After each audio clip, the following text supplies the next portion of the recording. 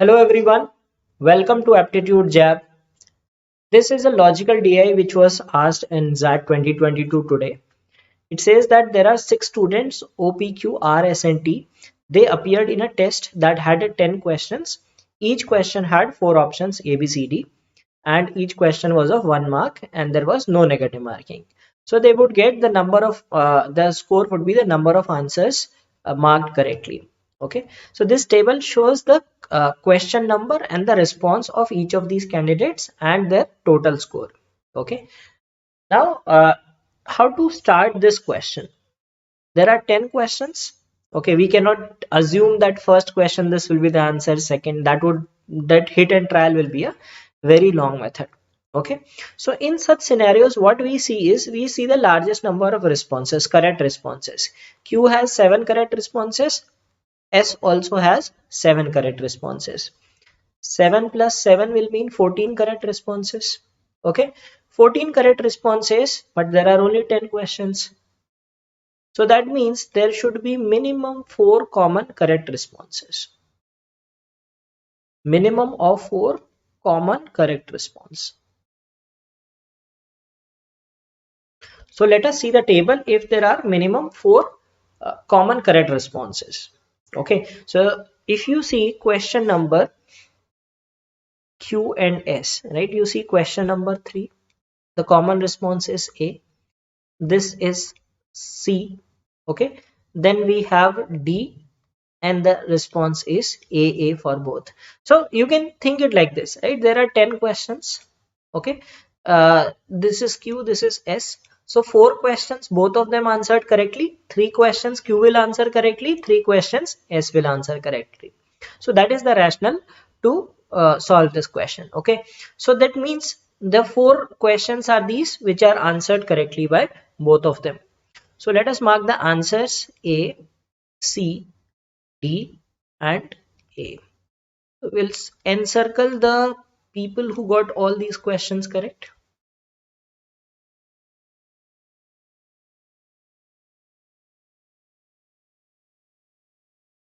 Okay. One thing let us do is in order to solve it better, like let's count how many correct answers do we still need. For this person, we need 4 more correct answers, 3 more correct answers, 3 more correct answers, 3 and 2. Okay. So we are done with 4 questions. Now, if you notice this is a good observation that O and S. Question number 1, both are answering D. Question number 2, both are answering B. Question number 4, both are answering B. And question number 6, both are answering C. Question number 7 and 9, both are answering differently. Okay. Now, out of these 4 questions, S should get only one correct, because suppose A gets more than one correct. Suppose A gets 2 out of these 4 correct. Now what will happen? That O will also get 2 out of these 4 correct and he has to answer only one of them correctly. Okay. So if S gets more than one correct, then he will have more than 2 correct overall. Okay. So that means that this person cannot get more than one correct out of these. Okay, now there are 6 questions. Out of 6 he has to get 3 correct. So that means 1 out of these 4, right? So out of this 1 2 4 6, right, S should get 3 correct and 1 incorrect. Okay, so he will get question number 7 and 9 correct. So 3 correct, 1 correct and 3 incorrect. 1 correct and 3 incorrect, because if he gets more than 1 correct, O will have a score more than 2. Okay, so he will have 1 correct here and 2 of these correct. So this is answer is A and this answer is B. So if this is A, we'll mark these. Okay, so he has now 3 answers. Okay, let's mark both and then. So now he got 2 more correct. So his remaining score is 2. Okay, it's still 3. It is now 1 more response needed. And for this also we need 1 more correct response. Okay. Now let us see this.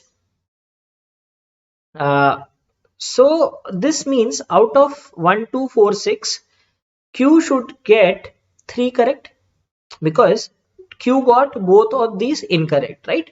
Now, so there are 4 questions remaining, and out of these 3 have to be correct and 1 incorrect.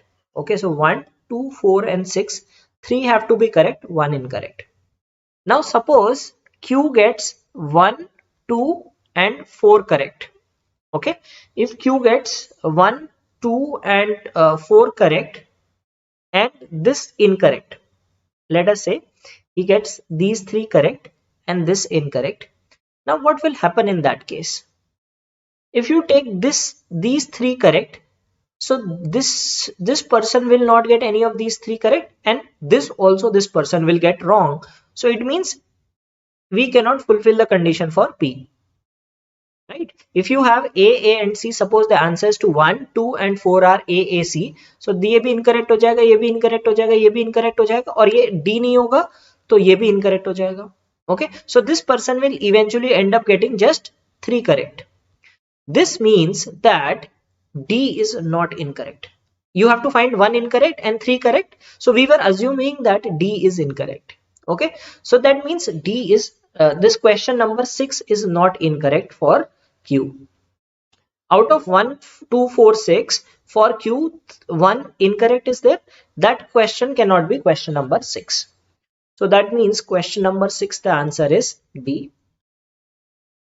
Okay, now we are left with one more correct response for this person.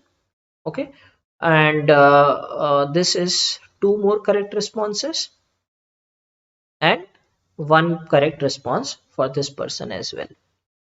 Okay, now if you see this, 1, 2 and 4 are left. Okay, now this person is answering A, C, A. R is answering. So let us see that Q and S, they have to get, Q has to get 2 correct and S should get 1 correct. Okay, suppose Q gets